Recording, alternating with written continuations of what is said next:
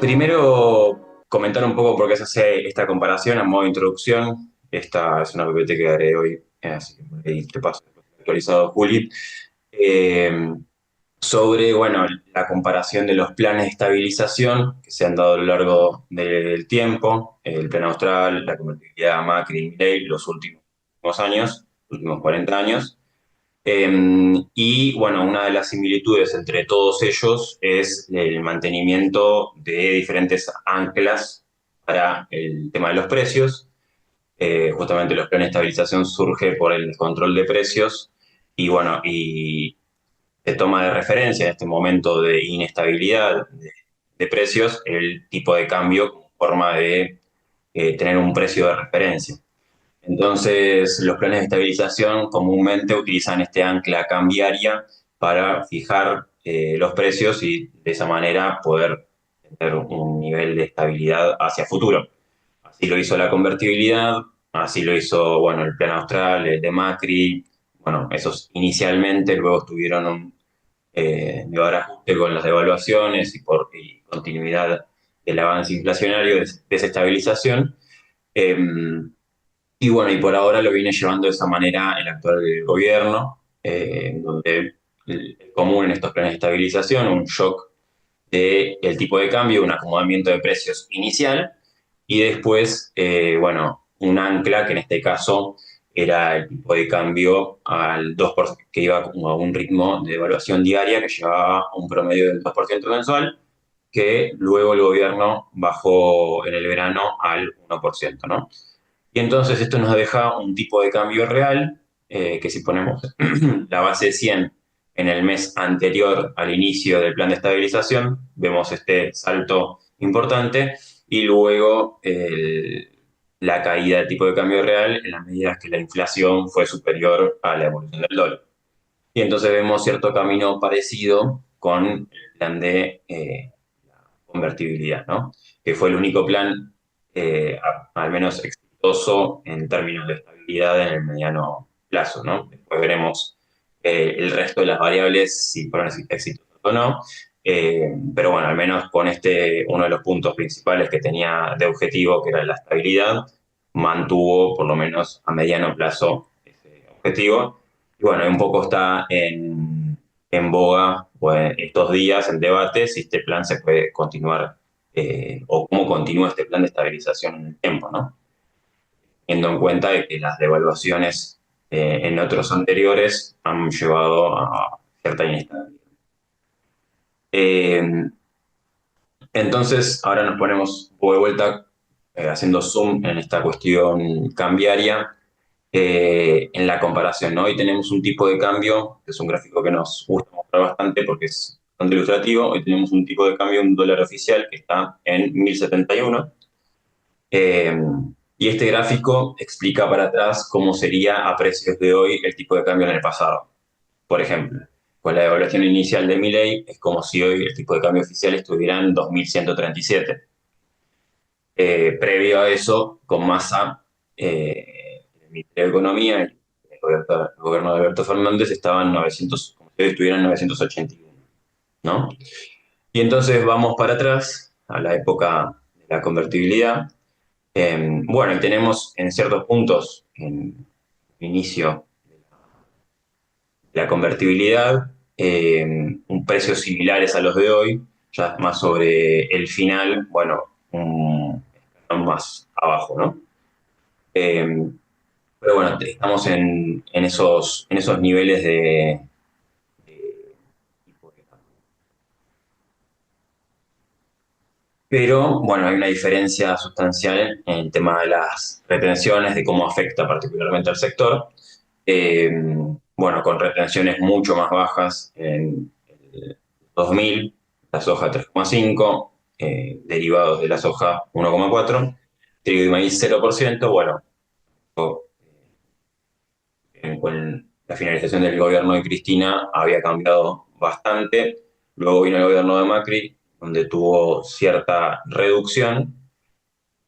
Luego volvimos a tener cierta alza y bueno, y los últimos cambios del 2025 con el gobierno reduciendo las retenciones, bueno, en soja, en harina, aceite.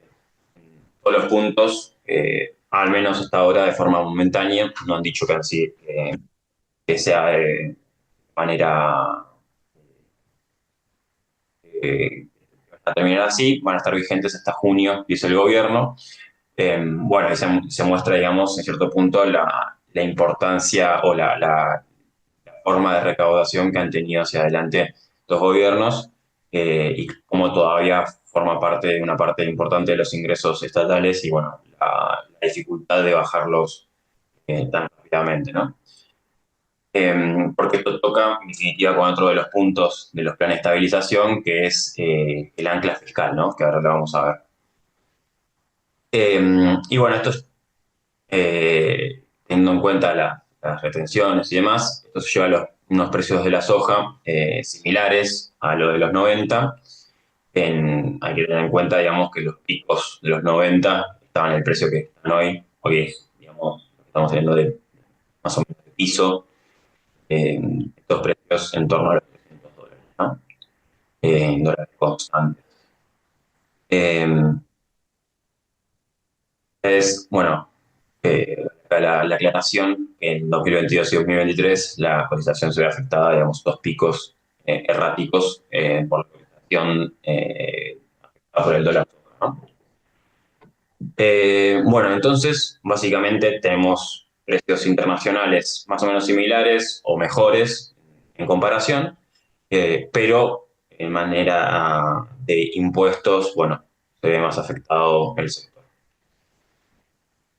Acá, bueno, vamos a tocar otro de los puntos importantes. Les señalaba, les mostraba los planes de Macri, el plan austral también.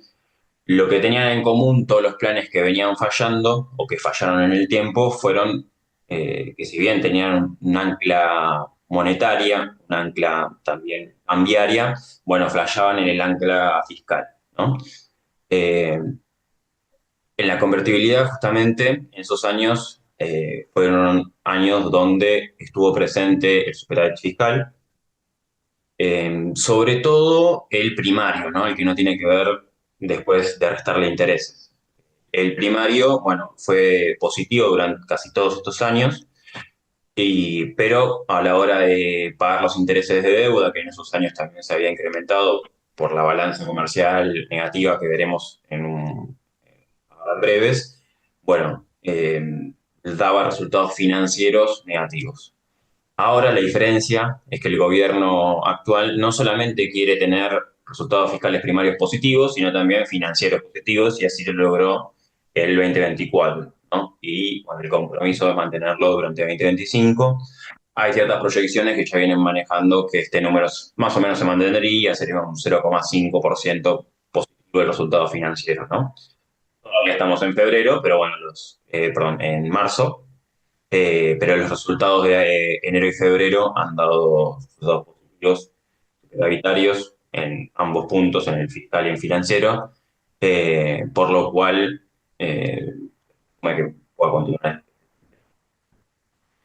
Bueno, con lo que tiene que ver con el nivel de actividad económica, bueno, la recuperación de la convertibilidad fue mucho más marcada, también teniendo en cuenta de que se venía de una hiperinflación, ¿no? De un momento económico más agudo, si se quiere, que el que le toca agarrar a Milei, ¿no? También con temas de la dictadura, y bueno, la finalización de los años de la dictadura y el propio gobierno de Alfonsín terminó con un nivel de actividad muy bajo, entonces la estabilidad justamente ya permitía rápidamente que el producto crezca a niveles importantes. En el caso del gobierno de Milei, bueno, el primer salto evaluatorio, bueno, llevó a una caída en los primeros trimestres, esto es una base 100 del pre-lanzamiento del plan, bueno, cómo ha evolucionado trimestre a trimestre. Ya para fines del año pasado, que es el último dato, eh, bueno, ya tenemos una recuperación que, digamos, supera al último trimestre de 2023, que, bueno, de mantenerse al menos este mismo nivel durante todo el año, ya tendríamos un crecimiento de alrededor del 3%. Eh, Cuidado que bien. Eh, bueno, entonces, de mínima tendríamos este 3%. Si no hay ningún problema, las constructoras, en cierto punto, también tienen como techo una proyección del 5% de crecimiento para este año. Bueno, también dependerá de cómo se dé la propia dinámica económica y política eh, del año. Tema mercados externos, que es uno de los puntos cruciales dentro de estabilidad, ¿no? Porque en definitivas la caída del tipo de cambio real lleva a uno de los principales problemas de estos esquemas, que es, bueno, una balanza comercial deficitaria. En estos puntos, bueno, las importaciones en la convertibilidad habían crecido a niveles muy importantes, también porque se venían de niveles bajos. Entonces, bueno, ahora vamos a ver que los saldos comerciales no son todos negativos como podrían mostrar esta curva, ¿no? En los 90. Eh, pero bueno, sí que significaron, bueno, una apertura importantísima para ese momento, que permitió, bueno, justamente de boom de las importaciones que llevó a cierto punto la balanza comercial negativa, ¿no? Por el lado de las exportaciones tuvieron un crecimiento, pero bueno, dentro de los rangos que venían manejando anteriormente. De esta forma se tuvo el año 90 y 91 con superávit comercial. Ya para el año 95, con esta caída, también se recupera el superávit comercial, de modo que el resto de los años se incurre en déficits comerciales, lo que implica, bueno, una toma de deuda solamente por la cuestión comercial. Y bueno, esto es uno de los puntos más cruciales o que manejan un poco el amperímetro de la cantidad de reservas que pueda llegar a acumular un país y justamente el sostenimiento de un tipo de cambio, ¿no?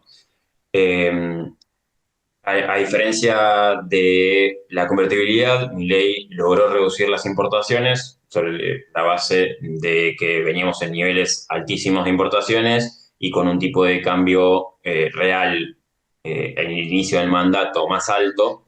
Bueno, llegó a esta caída que todavía no recupera los niveles de noviembre, del último trimestre del 2023, pero que sin dudas viene teniendo un pequeño crecimiento en el último tiempo. Las exportaciones sí han crecido, eh, pero bueno, esta balanza comercial le dio positiva en el primer año de mandato, eh, con 19 mil millones de dólares. Para este año también se espera un superávit más corto, ¿no? Entre 10 mil, 8 mil millones de dólares. Hay que ver, bueno, obviamente lo que sucede en la próxima etapa con el tipo de cambio, ¿no? De un tipo de cambio más competitivo, se puede esperar una balanza comercial más competitiva, mejor, ¿no? Que pueda dar cuenta al pedido a la necesidad de acumular reservas que tiene el gobierno hacia adelante. Bueno, sí, si alguien quería participar. Ok, bueno, me meto y después podemos tener un espacio de intercambio. Tomás. Bueno, entonces, esta fue la cuestión. Bueno, y a tener en cuenta que el 24, la parte de las exportaciones, fue influido también por la reversión de la sequía del 2023, ¿no? Bueno, y también influyó positivamente la balanza energética, ¿no? Por la cuestión de vaca muerta, por un lado por sustituir las importaciones de energía y por otro lado ya un avance de las exportaciones. Y por último, bueno, ya para ir cerrando y para dejar espacio al debate, cómo fue bajando la inflación. Eh, Acá podemos ver que la convertibilidad tuvo una baja más agresiva, tal vez por el tipo de cambio fijo, ¿no? Respaldado por el Congreso, eso daba mayor certeza de que no se iba a poder mover. y aparte no avanzaba un 2% mensual o un 1% mensual, sino que era un 0%, o sea, no se movía. Y bueno, después de los primeros meses de pasar a precios de esa primera devaluación y después de la estabilidad, bueno, se ve una baja un poco más veloz en algunos meses. eh, bueno, en algún punto estarán cercanas a cero, ¿no? Al gobierno, bueno, le está costando un poquito esta desaceleración inflacionaria que, bueno, se vio marcada por un último índice de febrero que fue un crecimiento respecto del de enero.